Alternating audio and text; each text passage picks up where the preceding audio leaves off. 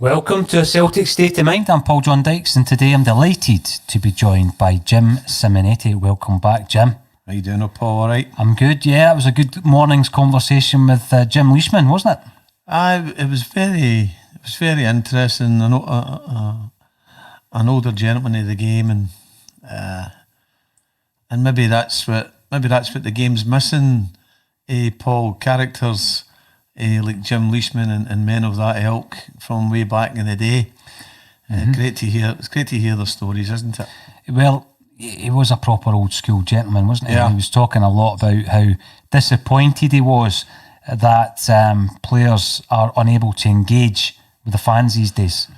Aye, that is the biggest disappointment. You know, when you look at all the supporters clubs, not just the supporters clubs in Scotland, but all over the world. It's just a shame that there's no some way that these players can interact. They could possibly interact now, Paul, with clubs through social media. It could be what everybody's doing now, Zoom calls or over the internet, you know. I think there's been a wee bit of that. I just, looking back to the supporters club's comments that Jim Leishman mentioned, Jim, back in the day, there used to be the big binder at Celtic Park whereby Billy McNeill would ensure that first team players would attend the supporters club's functions. And, guys like Chris Morris, Peter Grant, Paul McStay, McAvenny, they would all go to these supporters club's functions. And they enjoyed it, Paul. And they would have a drink with the fans, they would sing with the fans, and there was definitely a connection there that has been lost.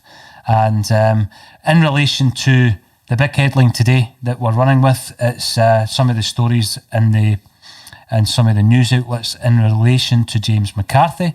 Yeah. He's been linked alongside his Irish teammate Shane Duffy for a potential move to Celtic.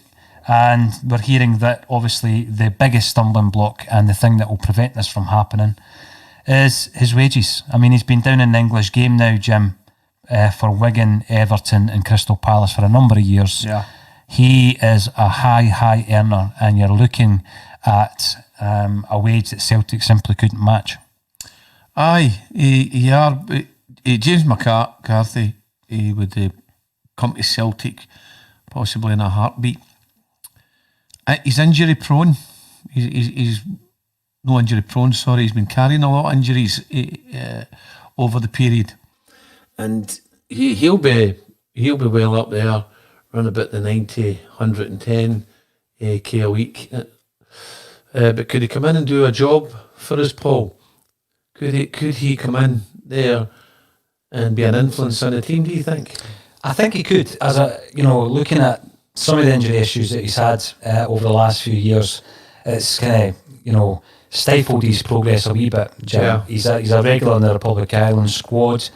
He's a Celtic man. Like you say, he would join Celtic in a heartbeat. But unfortunately, when it comes to the point where you're on the kind of wages that James McCarthy is accustomed to, then it would be very difficult to do a deal. The problem I would have with a signing of James McCarthy's ilk is we don't need another midfield player. No, which brings me on again. We spoke yesterday. We spoke to our friend Kevin as well when I asked him where exactly would you play a Turnbull in midfield, because that's where strength seems to be at the moment. I think so. That complete midfield. And to get in there, if you were asked to drop one player out of there to get him in, maybe the listeners and the viewers could put their comments in and who it would be. This is the thing. How are you going to dismantle any of the players at the moment? We've heard through social media a lot of people's opinions on who should make way for David Turnbull, the new arrival from Motherwell. Already, we're getting loads of comments coming through via Facebook, Twitter and YouTube. Welcome everybody to a Celtic State of Mind's bulletin. It's always great to get you involved. And a lot of these comments, we'll work through them. it seems like an obvious one that James McCarthy's wages would be a stumbling block. But let's not forget that we can do deals with players who are based in England. We've just signed Ajeti, who would have been on big wages at West Ham. We've got El Yunusi, who's come in on obviously big wages from Southampton. We won't be paying 100% of those. And we were able to do a deal on Fraser Forster. And we've also done a deal, it would seem, with Brighton for Shane Duffy. So it would be great once that one's announced. We would expect him to make his debut in the hoops against Ross County, although it's not been officially announced yet, Jim. No, it's not. And maybe they're waiting until after the international duty. I'll take it, he'll be away with Ireland, He's away with Ireland, yes. So they maybe be waiting till that's finished and he's back here. And that will get announced then, but hopefully it's done. The deal's done, and he's signed on the dotted line. Also, on top of that, I think what's important for Celtic, if and when Shane Duffy is announced, is that we don't sell any of our current centre halves. I know that Christopher Ayer has his critics out there. But I feel that Ayer with Duffy and Julien would be your first three picks at centre half. El Hamed and the likes of then Beaton, etc., would then be back up to those three. Yeah, you want to keep as much in reserve as possible. You want to keep players there that if things go by the wayside with injuries, etc., you've still got back up there. There's not really any need to think along that line that if a player comes in, one must automatically go out, unless you're balancing the books right enough, which could be a big factor in it. Again, going back to your point, I know that you were speaking about the potential to play Turnbull elsewhere on the pitch. I think when you're looking at Turnbull and where he'll be playing, we've got to look at, players like Scott Brown and the age that he's at, Jim, and using him more sparingly. He's going to be involved in one way or another with every team, every lineup, I would guess, but he doesn't have to start every game. So then you're looking at perhaps Turnbull playing some games in place of Brown. You're then looking at Incham. Sometimes his consistency is questioned.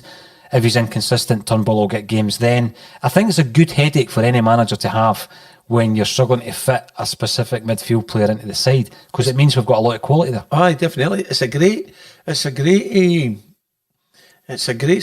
to be in, that you've got these choices.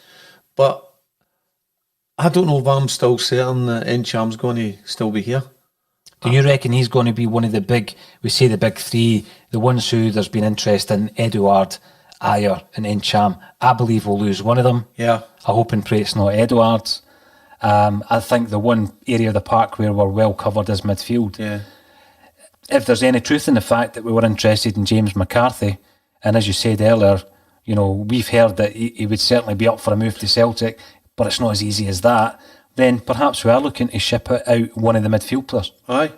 And it could be Encham. Could be. See, if we go back to earlier on in the season, when we were sitting here with yourself, Paul, Stephen and myself, we discussed Stevie Mullen from the Rock. Stephen Mullen for St Rocks. We discussed on the very first live programme I had out for a match day about Shane Duffy. Yeah, being a great option for us. We also put out a wee message as well that Lewis Ferguson would be a good option to look at. Again, I like Lewis Ferguson as a player. I think Celtic could make a move for Lewis Ferguson as well. So there you go. You've got many options here to look at. Regardless, it doesn't matter where his parents, his father played or whatever. We're talking about the player Lewis Ferguson himself.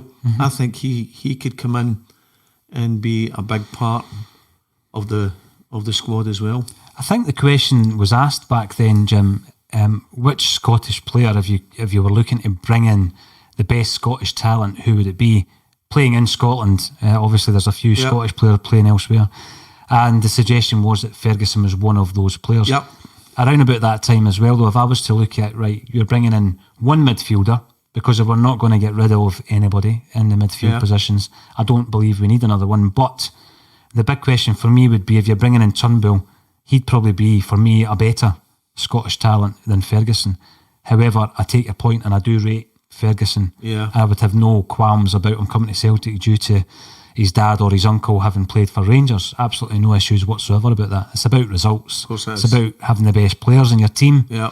And when you look at the backgrounds of even some of the players we've got in our first team, they were more than likely brought up as Rangers fans because they're from Rangers supporting families. I don't have an issue with that. No, it doesn't matter to us, does it? It doesn't matter at all. But I think if Ferguson was to be considered and brought in, I think him and Turnbull could grow together and mature together, surrounded by the current Celtic players. Just before we have a look at some of the comments, thanks everybody for getting involved. The bulletin really is all about the comments from Facebook, Twitter and YouTube, and getting you involved. There's been loads of people contacting us on social media saying, when are you doing a phone-in show? We've no plans at the moment to do that because somebody would need to man the phones. It's hard enough manning the comments coming in, Jim. Yeah. So, but thanks for all your comments. Keep them coming, and your suggestions as well. We're always looking to try and improve what we're doing with a Celtic state of mind. On Sunday there, we went out, there was 5 live broadcasts, and today this is our second one. The first one wasn't Celtic related. We were talking with Big Jim Leishman, who is a fellow Fifer and the Lord Provost. And if you want to catch up on that, then check out our YouTube channel because it's still on there as a video. So before we go to the comments, Jim, you want to make a little comment yourself in relation to one of our recent guests who was on the show. Des McElroy, who was here a week past Saturday. He's been taken to hospital, a wee infection. Hopefully he's okay. And I seen his daughter put up a wee message. When Des came along, obviously he's suffering from cancer at the moment. And his life, one of his ambitions was to go on and talk about Celtic. And he came along and we helped fulfil that wee dream for him. And he loved it. And all the people who watched him, all his friends and all the people that he's helped through the years round about the Coatbridge area and further afield were delighted, and they all listened intently when he was on the show. So we send our good wishes to Erin, and if she sends it on to her dad, that although he was here 10 days ago, we haven't forgotten about him, and he's still in our thoughts and very much in our prayers. Absolutely, Jim. And everybody watching and tuning in will be feeling the same way about one of our own, Celtic fans coming on to the Celtic State of Mind. You're welcome, get in touch. We're already talking to a few guys who want to come on the show. So that's brilliant. Gary Doonan, you're commenting via Facebook to say that the Leash interview was tremendous. Well done, guys. I've had the privilege, really, the pleasure of being in Jim's company a few times, Jim, because he's a local to me, obviously living in Dunfermline myself, and he's been kind of omnipresent throughout my upbringing. I remember the impact that he made for the town, not just the team, but for the town, and when he left, or when he was forced to leave Dunfermline as a manager, there was a march through the town. Stuart Adamson led the march. There was reported to be over 4,000 people marching the streets of Dunfermline in protest. He's a very popular character. He does a lot of sterling charity work as well. So he had some great tales about the likes of Wee Jinky and all that as well, Jim. Aye, he did. And off mic, he was actually, when he was going, he said, I meant to tell you a story about Wee Jinky. He says, well, what I do, and Jinky. He says, look, I need to leave you, Jim. I'm going to go up the stage and sing a song. he says, now up there and they sang the old rugged cross, which I can just picture Jinky singing it, because he used to sing all the time. He loved his singing, didn't he? Oh, he absolutely loved it. And when you were in his company, and he would just want to sing a wee song, it was magical. It was brilliant. So that was nice of Jim Leishman bringing that back. And also, he spoke about there in the interview about how proud he was to lead out Dunfermline. He says, in the Jimmy Johnston Cup final. Mm-hmm.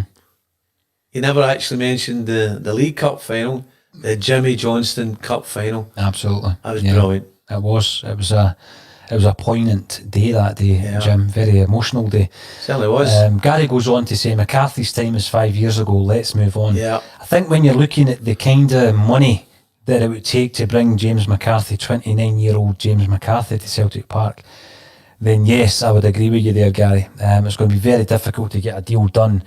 The Duffy deal is done, reminds us from Jed Sweeney, who's commenting via YouTube, and we're just waiting, I think, on the official announcement from Celtic.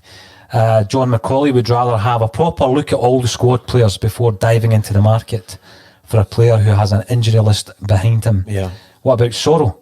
Or even still play Ayer in there? There's been quite a lot of comments about Ayer playing in the middle of the park, Jim. We kind of posed that question to Stevie Mullen the other day. Stevie believes he would be less effective. Just because he's making the galloping runs from the back, it wouldn't mean that he would have the same space to make that kind of progress from the midfield area. What's your thoughts on that? Could Ayer slot in there if necessary?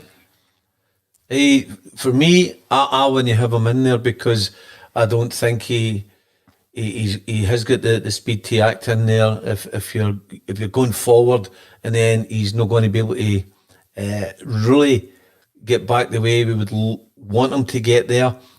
No, I wouldn't. I'm the same as Stephen. I wouldn't have him in there. I'd have him as one of the centre back roles. But then again, some people are saying maybe that's not the position he should be. So again, it's open to debate, but I would have him at the back. Yeah, I would agree. I mean, there's also the suggestion or the comments that have been coming through that you play him as a defensive midfielder, just in front of the back two, be that as Julian and Duffy. But then again, somebody in the midfield's having to drop out to accommodate that, aren't they? Correct. So we're back to this 3-5-2 formation again in our heads and the thinking. We can't have two players playing as a deep in the 3-5-2 formation. Sorry, you can if you want, but only in my opinion, I want to have two of them sitting there. So at the moment that needs to be Scott Brown, because we know Scott is no got the legs anymore that he used to have. So I wouldn't like two of them sitting in there. One would be Scott Brown. Now we're getting loads of messages, so please keep them coming. Matt McGee, welcome to the show. You're commenting via YouTube to say that never a Celtic player, so he doesn't think McCarthy's the boy that we need to be signing. Personally, as it stands, whilst we've not sold anyone, I don't think we need James McCarthy. I do rate him as a player. I like him as a player, Jim. Yeah. I know he's a Celtic man. As a very, very young boy, he was at Celtic. But again, I don't want to get too sentimental about these things. Do we need James McCarthy? No. Probably not. No, I don't think so. I would. I think I said in a previous show as well that that James wouldn't be for me at this stage in his career. The callers and the viewers are correct that a lot of injuries. 29 years of age, we've got to move on for that. A player that he will reportedly be looking at as well is Christian Atsu. He's a winger. So I don't know what the news is out there from the folks listening in. You've got Sessegnon as well. I think we mentioned him about a week ago, a couple of weeks back, left back. A couple of weeks ago, I think we actually mentioned the chosen one's name as well, that if he could do as a wee turn in there with him, The chosen one being obviously Jose Marino. If Sessegnon could be a good choice, but there's going to be talk about all various types of players now, and where we're looking at. I think we spoke the other day, Paul, and we said that we would be looking, or we as individuals and our team in here, maybe four players to join the squad. So one was centre back, which is Shane Duffy. Mm-hmm. We still feel if we go to a 4-4-2, we need a right back. It's two, somebody else in the middle. It's three. And who and where would that fourth player be? Now, we asked the question yesterday, could Turnbull drop in to the left back position? He possibly could, because if Frimpong can go to the right back position, then I'm quite sure that we could adapt and work to what we've got at the moment till we get that left back that we're looking for. But there's a lot of good talk at the moment, and let's make some of this talk happen. I think for me, looking at Frimpong, and in particular the last two performances we've seen from him coming off the bench, it's got to be said, he's not a right back. He's not an option at right back. He's definitely more of an attacking player. Turnbull, what I would hate to see is, I remember bringing in a young Bulgarian kid called Stilian Petrov and playing him at right back. That's right. And he looked murder. He actually looked terrible after taking months and months to get the deal over the line, and obviously we had to get testimonials from Stoichkov and all that before we got him in, and then my friend John Barnes played him at right back. Your good friend. My good friend. Aye, I could be speaking to John again sometime soon, so stay tuned for that. And he played him at right back, and it was a disaster for Stan. Left back's a difficult position to play. I'm no footballer, Jim, but it seems as though we're actually struggling to fill the left back position at the moment. The number 3 shorts, as I still call them, because I'm a wee bit old fashioned, are being held by Greg Taylor. Yeah. But I still think we need another left back. The Bolingoli situation hasn't actually been resolved, because Lennon was asked about it the other day following the 5-game ban, and he says he's undecided at the moment as to whether or not he can be welcomed back into the squad. I think that's a very sensitive subject. We don't know what's happening there. We still need a left back. Absolutely, still need to sign a left back. And if you're going to sign a left back, sign your first choice left back, and then him and Taylor can fight it out to see who gets picked. But again, I'm much more in favour of 3 at the back, but you need the personnel to adapt depending on who you play. Absolutely, and I favour 3 at the back as well. Without a doubt.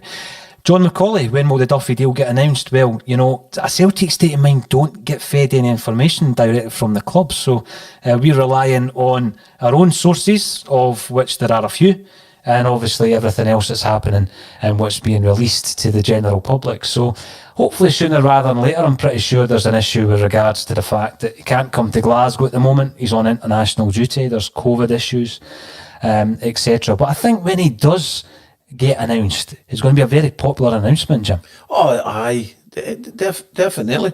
And wouldn't it be good as well when we can look back and we can say, we actually mentioned Shane Duffy here on the show, and then he later on he becomes a Celtic player, not because he is, but he becomes a Celtic player, and I think he'll be welcomed and he'll be accepted with open arms, and the fans will love him.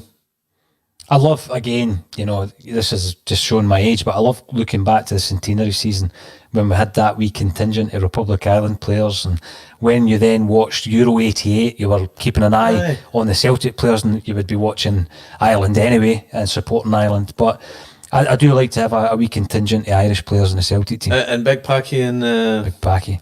And the penalty shootout, am I right? Romania, yes, 1990 World Cup. Aye, I got a wee flashback there, aye. Yeah. Absolutely. So I do like to have a couple of Irishmen in the Celtic side, but again, that's me being sentimental. Coming in from no harm.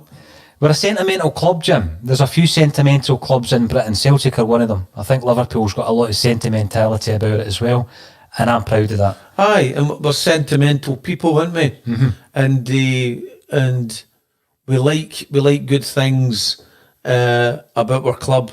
We like the indifferences about our club, and we just love being Celtic supporters. And on that topic there, hey Paul, James Forrest, he does get a lot of stick at times, doesn't he? Oh, he does. And I mean, I think he's run about the 401 appearance, 405, whatever it is, appearances. How much longer do you think James Forrest can go and run about 90 goals to date? How much more do you think is left with James Forrest? You've got a thing about, is it the 500? The 500 club, yes. Yeah. A dozen players are in the club. Scott Brown is slowly climbing his way up the list. And that 500 club, Jim, every player in it's a legend. Absolutely. Jinky's in it, Tommy Burns, Pat Bonner, Paul McStay, Danny McGrain, Jimmy McMenemy, Scott Brown.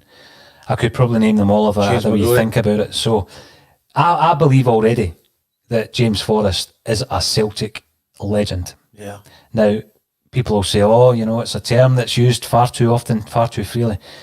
James Forrest will be a one-club man throughout his Celtic playing career. I think he's fit enough and he's lived his life well enough that he can play to the age of, let's say, Scott Brown, 35, 36. He'll definitely smash into the 500 club. For me, he'll play more games for Celtic than what Scott Brown will, because he started his career at Celtic. He made his debut as a young man. He'll score over 100 goals. He will be one of the most decorated Celtic players in our history, if you want to look at his medals. He gets a big, he really does get a hard time. And I would like to say that he's one of the most important players in the Celtic squad. That's a great testament to the young man, and it's fantastic the way you put that. And I would say the same. He's played under the different managers, so everybody sees something in James. And this year, let's hope all the other fans out there that may have a doubt about him see that wee bit of special that's in him, and long may he continue scoring goals. Well, see the goal he scored there. Who else in that special goal? Brilliant goal. And you think to yourself, that's the type of thing James Forrest does, and often he does it when we need him most. Now, we're just embarking on another European campaign, and the European campaign that we're embarking on is a Europa League campaign, and the draw's been made today. The Latvians, Riga, will be playing Tre Fiori from San Marino on the 17th of September.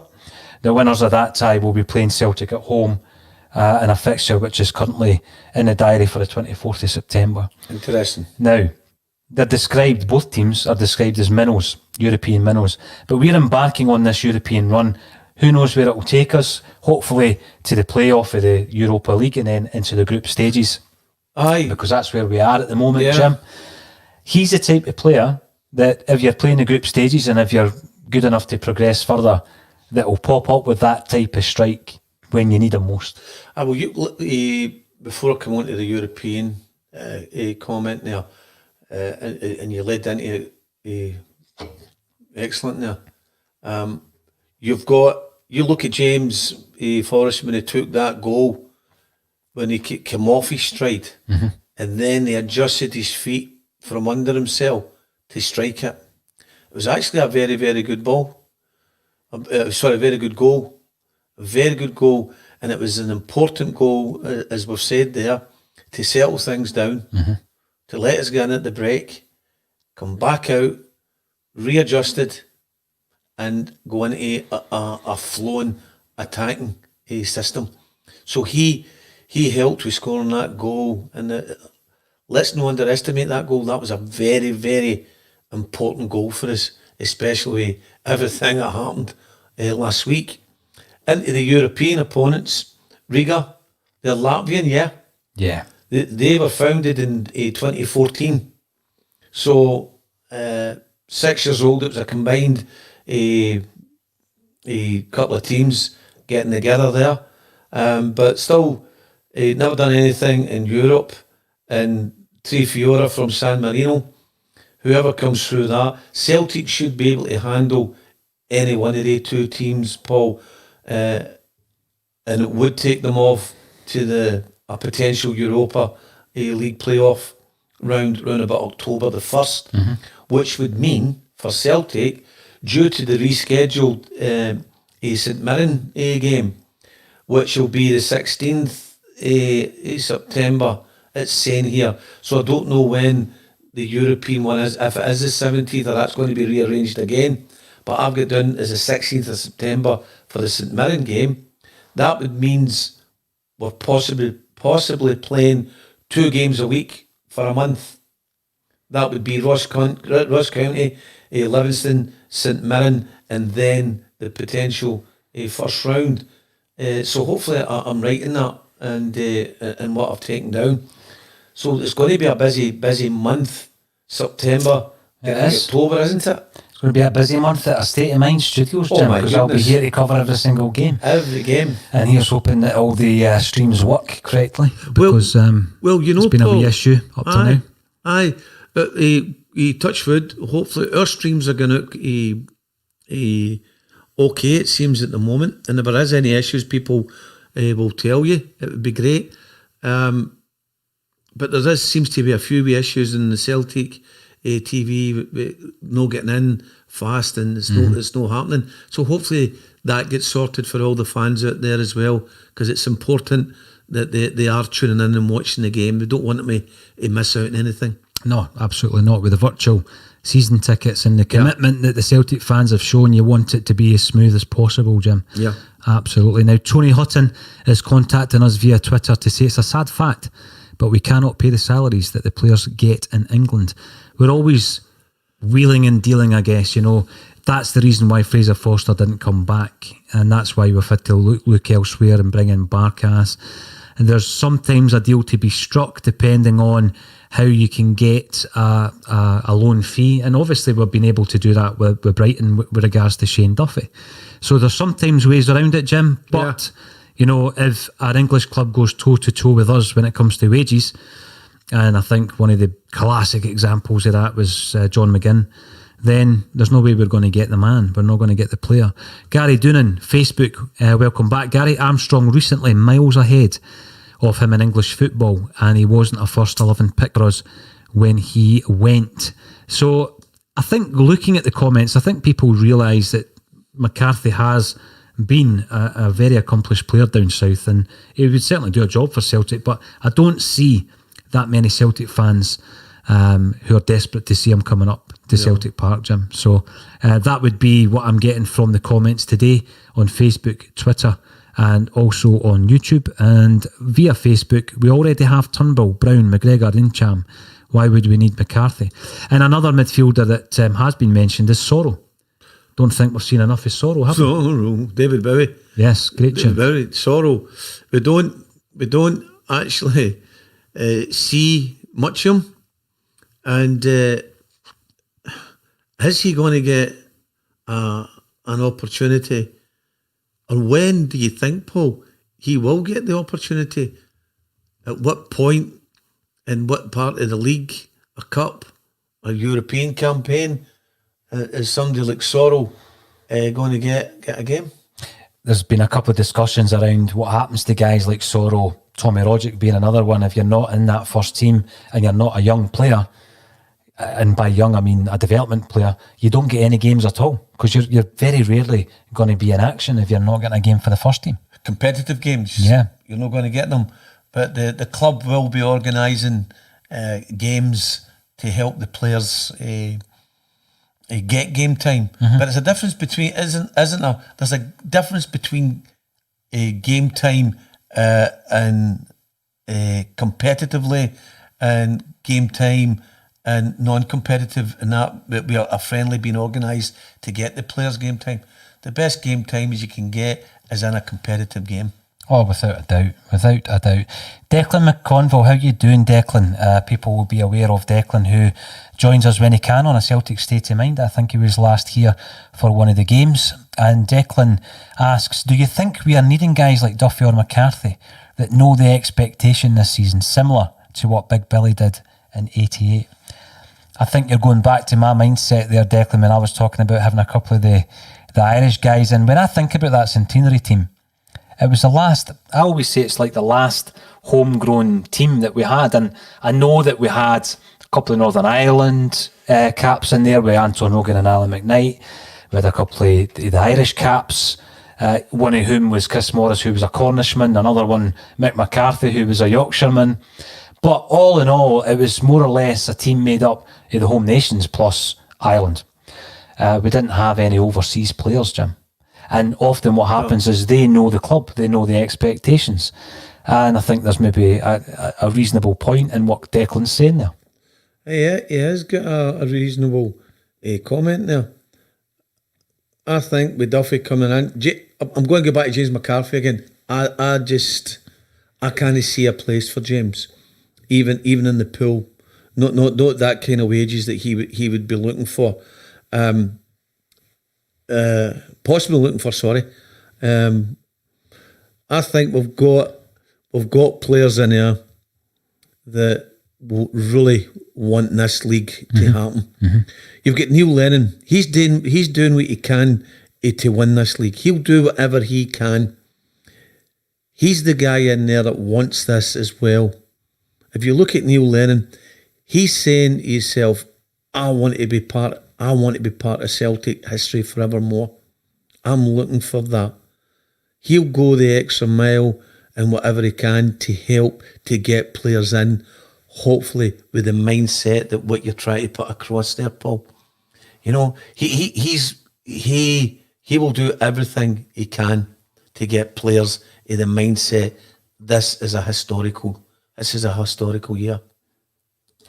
Kevin Graham. Kevin was in just the other day, Jim. Yes, Welcome he was. back, Kevin. I hope you're having a good day. You're commenting via YouTube to say if Roderick and Encham go, then we would two to balance. We would need two to balance the squad numbers.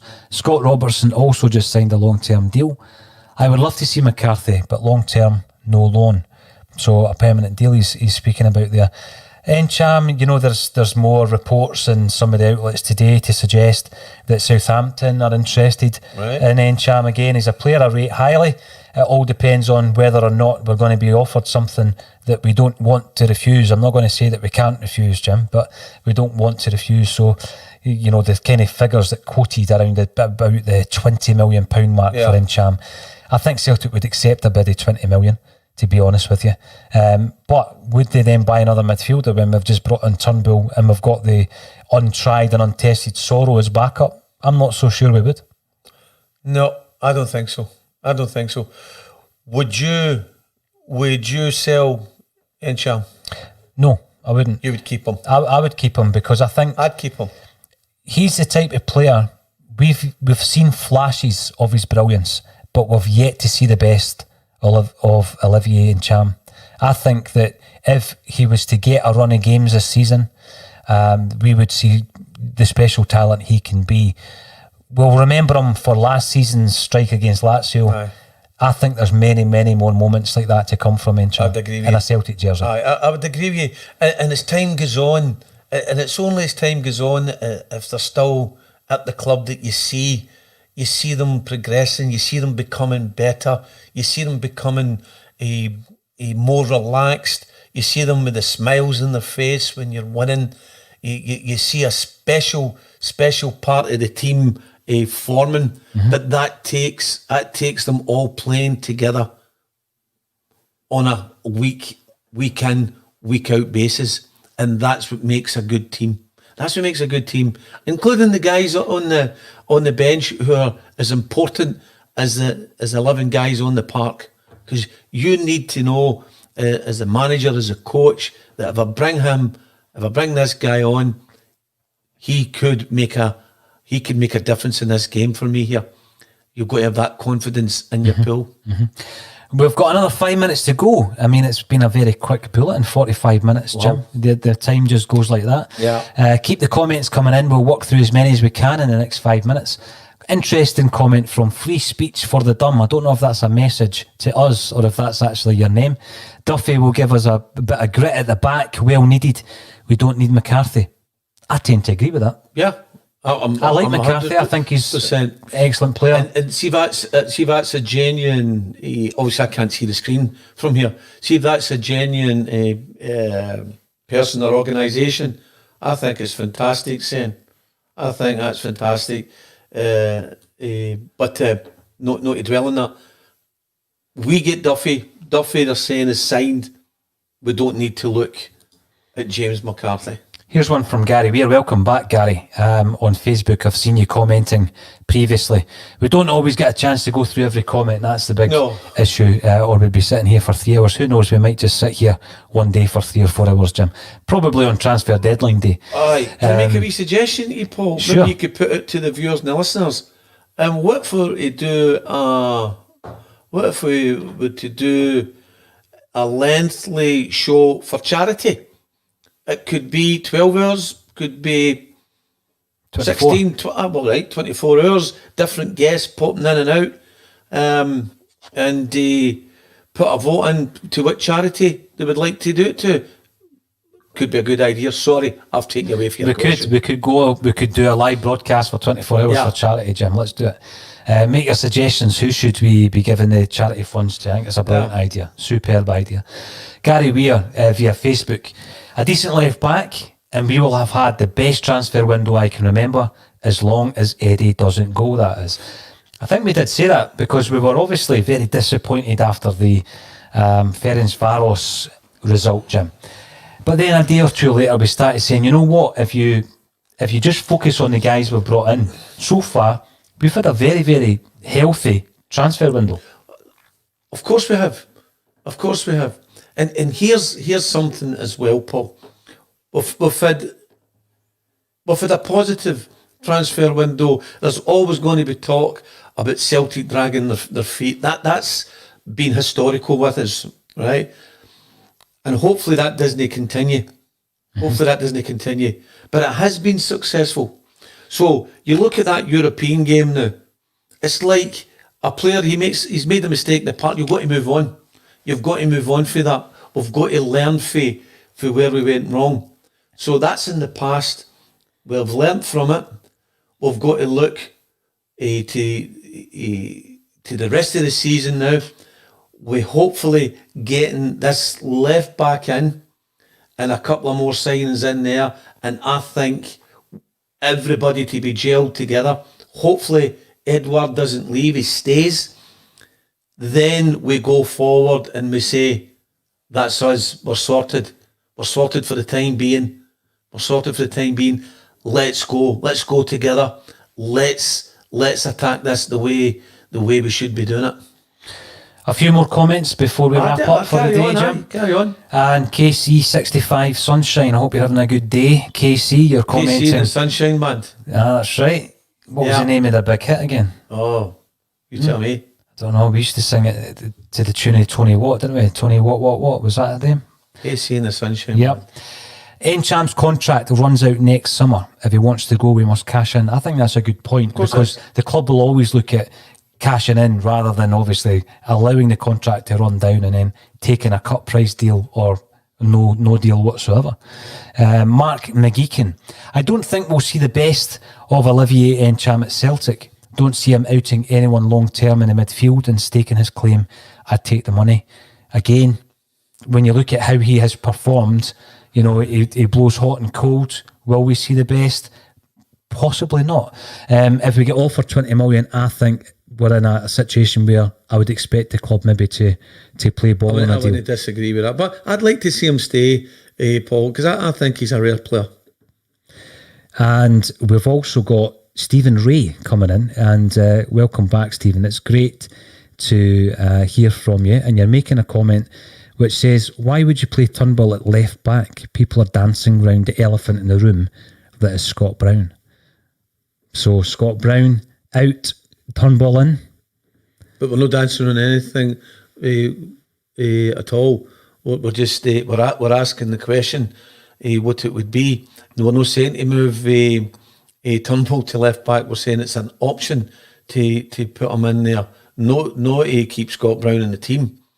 The reason you'd put him in there is if at the moment we don't have a left back. If you go back and listen to Jim Leishman earlier on as well today, they had the ability that if you were a left mid or a left winger back in the day or whatever, you could slot back into a left back or right back or whatever in the field. The guy made the comment the other day there, not to be too rigid, move players run about to suit. If something happens, players will got to be able to move about in the park into a position. So it's not an elephant in the room to try and keep Scott in the team. It's a suggestion. It's a suggestion he could possibly play there for us until we're sorted. But we may be sorted this week or next week for the left back. But if we continue to play a 3-5-2 formation, then we don't have an elephant in the room. We've still got the formation with Scott Brown in the centre of the mid as the captain and other players running about him, with the option for Scott to come in and out as the manager sees. Last comment of the day is coming in from Graham Diamond on YouTube. Graham. And Graham has just reminded me the name of the song I was thinking about. Give It Up, KC and the Sunshine Band. Give It Up. That would have to be him, wouldn't it? Yes. We spoke about Graham the other day there. It was actually on players going on loan and getting them in to playing. So that's good that he's made a comment there. But I don't think, again, Graham is welcome to come back on the show, as you say as well. He might be part of the 24-hour marathon that we're just suggesting there. But I don't like that an elephant in the room. I don't like that at all about we're captain. I don't like that comment. But the person is entitled to his opinion as I am, as you are, and anybody else in the show. Absolutely. Now, thank you to everybody who's tuned in today and who's tuning in on a daily basis, commenting on the state of my hair. That's brilliant. Well done. Thank you, everybody, for your comments. It doesn't bother me in the slightest. So, Jim, it's been an absolute pleasure to be speaking to Jim Leishman this morning. I think We've got a few more guests coming in this week. We've got Edgar Summertime coming to join us on Sunday for an acoustic session. Loads happening on A Celtic State of Mind. Thank you, everyone, for joining us on A Celtic State of Mind.